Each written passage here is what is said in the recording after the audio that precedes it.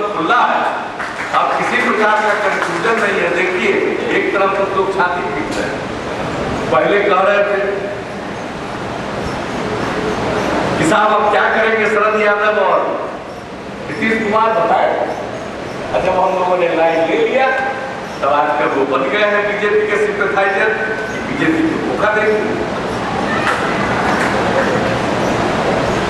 अब नेता की ऐसी दुर्गति हो सकती है जो अपने को धर्मनिरपेक्ष करता है, ये दुर्गति हो सकती है कि वो ये बोले कि जनता दल यू के विधायक बीजेपी के संपर्क में, इतना उनको परेशानी।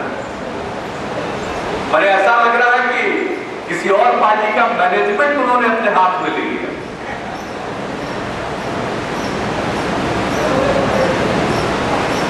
तो लोग बहुत परेशान हैं। ये सिद्धांत पर आधारित निर्णय से चारों तरफ परेशानी। और कल जो इतिहास लिखेगा वो ये नहीं कहेगा कि हम लोगों ने ऐसी परिस्थिति मुल्क में आई थी और हम भी मूक दर्शक बन के उसको देखते रहे। लोग कहेंगे कि लोगों ने सिद्धांत से समझौता नहीं किया, ये सबसे बड़ी बात है। और बिहार में कौन लोग गलतफहमी के शिकार हैं? बहुत लोग बोलते कम हैं, वोट देना जानते हैं, समर्थन करना जानते हैं, बोलना नहीं जानते, क्योंकि बोलने के लिए उनके पास वक्त कहां। उनका तो दिन भर बीत जाता है मेहनत करने, तो बोलेंगे कब? ये बात सही है कि हमारे पास जुबान चलाने वालों की कमी, मेहनत करने वाले लोग की होता है। तो मेहनत करने वाले लोग तो मेहनत करेंगे और जब वक्त आएगा वो अपना आपको समर्थन दिखला देंगे, इसमें कोई शक नहीं। तो इससे कोई परेशान नहीं होना चाहिए। बहुत लोगों को लगता है कि बोलेंगे, अब खूब मीडिया में प्रचार होगा तो उसी से माहौल बन जाएगा, उसी से वोट मिल जाएगा। कुछ लोग सोशल मीडिया की बात आजकल कर रहे हैं, फेसबुक, ट्विटर, तरह तरह की बात होगी। दो पत्रकार दिल्ली के आए थे, वो अभी परसों मिल रहे थे, इस अभुआपुर में बहुत लोग आए हुए थे, वो मिले, उन लोगों ने बताया कि जब टेलीविजन चैनल्स पर एक्सपर्ट के रूप में हम कोई बात रखते हैं और कोई व्यक्ति फोकस में आता है तो तत्काल एसएमएस से उनको गालियां दी जाती हैं। क्या देश को वहां ले जाने के लिए हम लोग बैठे रहते हैं? बहुत लोगों को लगता होगा कि सोशल मीडिया, ट्विटर, इस पर हम दिन भर लिखते रहते हैं, एक एक आदमी का न जाने कितना अकाउंट होता है। एक गलतफहमी पैदा करने की कोशिश, जनमत उससे नहीं पता चलता है। आंधी और तूफान खड़ा करने से देश को कोई हिला नहीं सकता है। देश बहुत विशाल है, लोग समझ जाते हैं कि देश के लोग कम पढ़े लिखे हैं, उनको हम कहीं बहा लेंगे। इस देश के लोग भले ही बहुत लोग उसमें ज्यादा पढ़े लिखे न हो या पढ़े लिखे न हो, लेकिन ना समझ नहीं है, वो सब बातों को देखते हैं।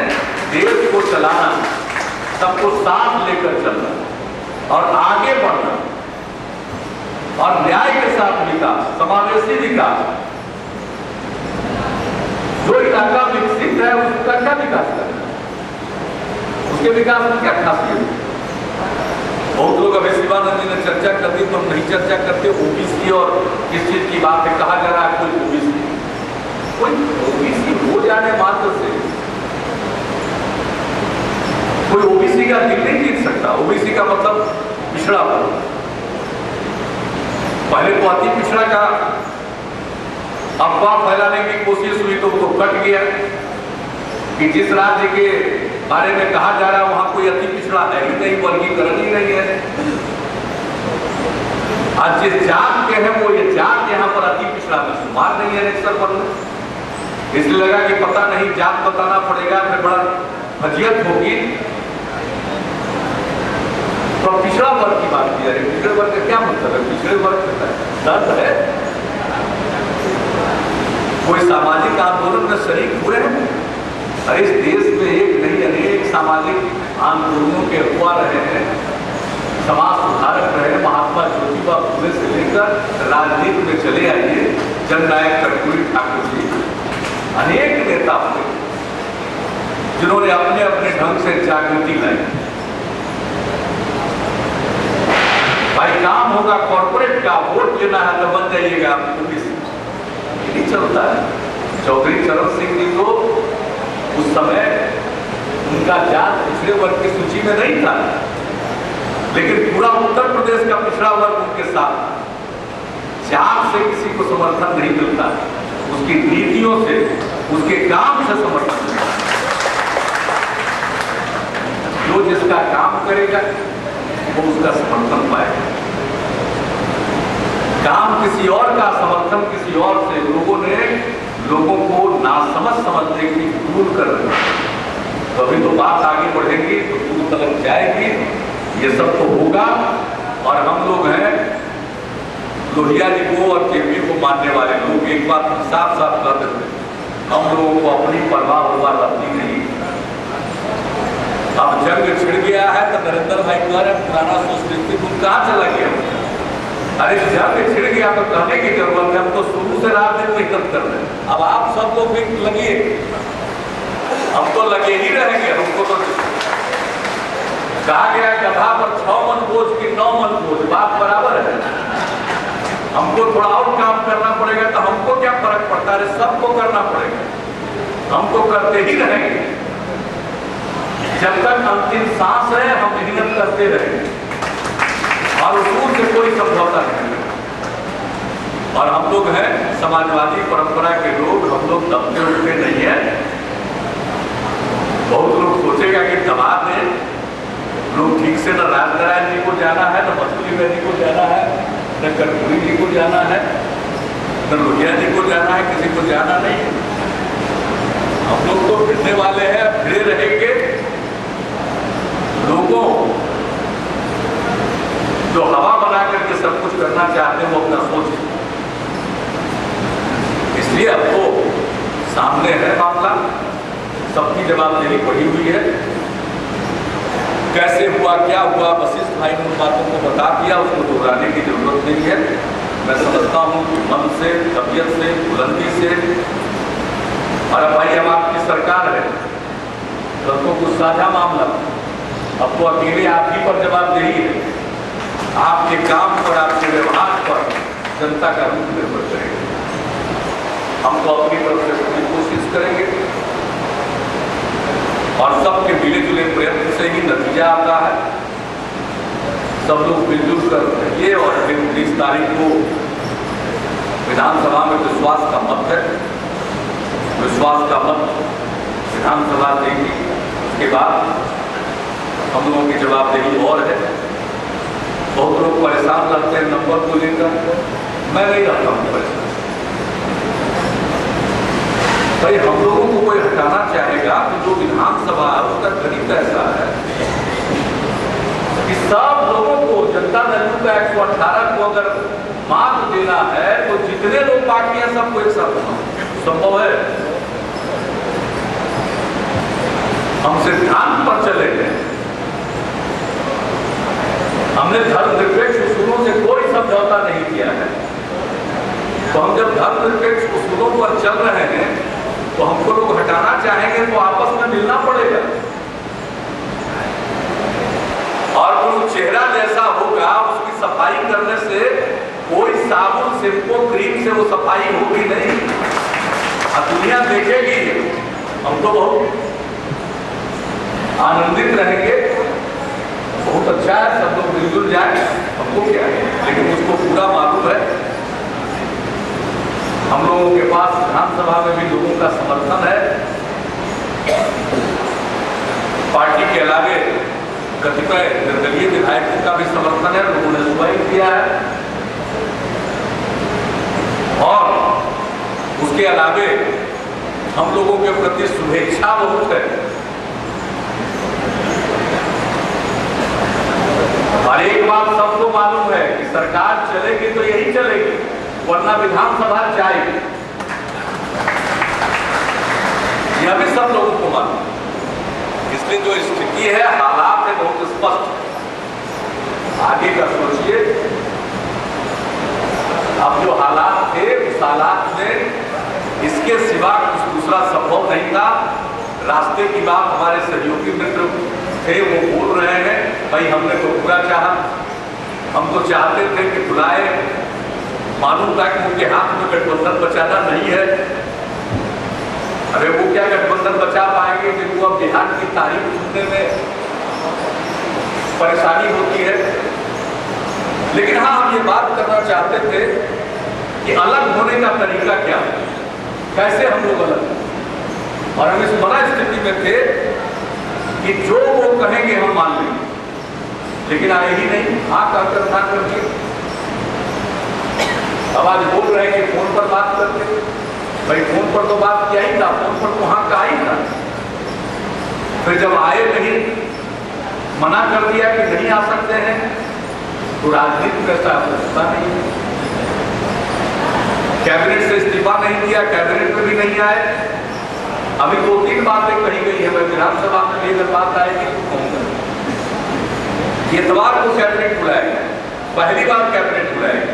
हमारी ही सरकार में अनेकों बार इतवार को कैबिनेट, मेरे कार्यकाल, ये भी जान लीजिए।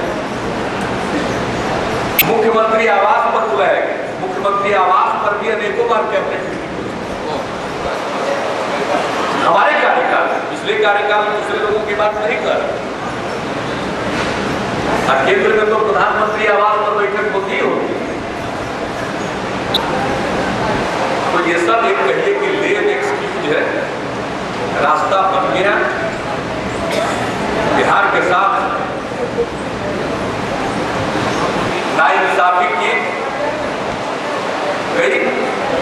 हम उस नाइंसाफी के खिलाफ भी लड़ रहे हैं, हमारा सहयोग नहीं हुआ। और इस दौर की बात तो करते, ये जब 2010 का चुनाव हुआ तो स्ट्राइक रेट की बात किसने की? किसने की स्ट्राइक रेट की बात, कि किसका सक्सेस का स्ट्राइक रेट क्या रहा? एनडीए के कार्यकर्ताओं को धन्यवाद देना था। अलग पार्टी की मीटिंग किसने की? हम अति पिछड़ों को जोड़ रहे थे, अलग अलग जात का सम्मेलन किसने करवाना शुरू किया? हमारे लाख समझाने और कहने के बाद तो ये शुरू से जो रवैया 2010 के बाद हम देख रहे थे, लेकिन फिर भी हम सोचते थे कि इन बातों को नजरअंदाज करके हम लोग आगे साफ चलते रहे, लेकिन पानी सिर के ऊपर पड़ गया, साफ हो गया कि तुम सोए रहो, हम तुम्हारी गर्दन उतारेंगे। तो हमने तय किया सोए गर्दन उतरवाने से अच्छा है अगर गर्दन ही उतरना है तो युद्ध के मैदान में उतरे। और ये फैसला हो गया, और हमको पूरा मालूम है हम ही लोग कामयाब होंगे, उनका रास्ता गलत है। हमारा रास्ता सबको साथ लेकर चलने वाला, हमारा रास्ता समावेशी रास्ता, हमारा रास्ता इंसाफ का रास्ता। इसलिए हम ही लोग कामयाब होंगे, आगे भी कामयाब होंगे, लोकसभा में भी कामयाबी मिलेगी, विधानसभा में भी कामयाबी मिलेगी, और बड़ी कामयाबी हासिल होगी। इस लक्ष्य के साथ हम लोग चलेंगे और पूरे हौसले के साथ चलेंगे, अपने काम को लेकर चलेंगे, अपने कार्यक्रमों को लेकर चलेंगे। आखिर में मैं यही बात कहूँगा कि सबके ऊपर जवाबदेही आएगी। ऐसा न हो कि हम ही को कहिए कि आपकी की जवाबदेही है, सिर्फ मेरी नहीं, आप सब की है, यहाँ बैठे सब लोगों की जवाबदेही, मेरी और शरद जी की जवाबदेही नहीं है, ये सबों की जवाबदेही। लोकसभा का चुनाव सन्निकट है, वक्त बर्बाद किए बगैर हम तो यही चाहेंगे कि विस्तृत कार्यक्रम तैयार हो जाए।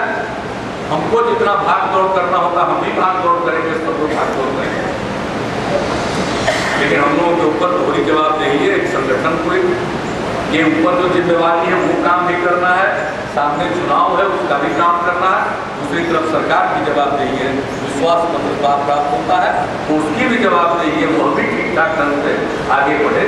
कोशिश होगी बहुत तरह की बाधा डालने,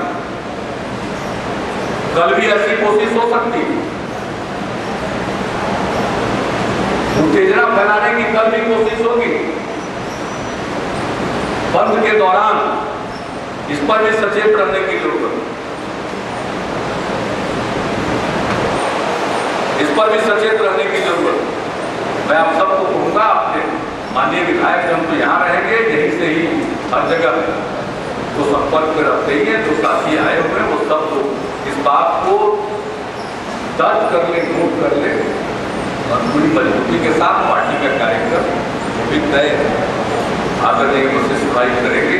हम सब लोग उससे जुड़े मनोयोग के साथ रहेंगे, गरीब शब्दों के साथ। आप सब लोगों ने जब ये परिस्थिति आई, एक एक व्यक्ति से पार्टी की तरफ से अलग अलग लोगों ने सबसे संपर्क साधा, सब लोगों ने कहा कि अब देर करने की जरूरत नहीं है, करना है तो जल्दी करना है। और अब जब हो गया है तो पूरे जोश के साथ अपने काम में आगे बढ़िए। इन्हीं शब्दों के साथ मैं आप सबका अभिनंदन करता हूं और हम साथ जिएंगे, साथ मरेंगे, इस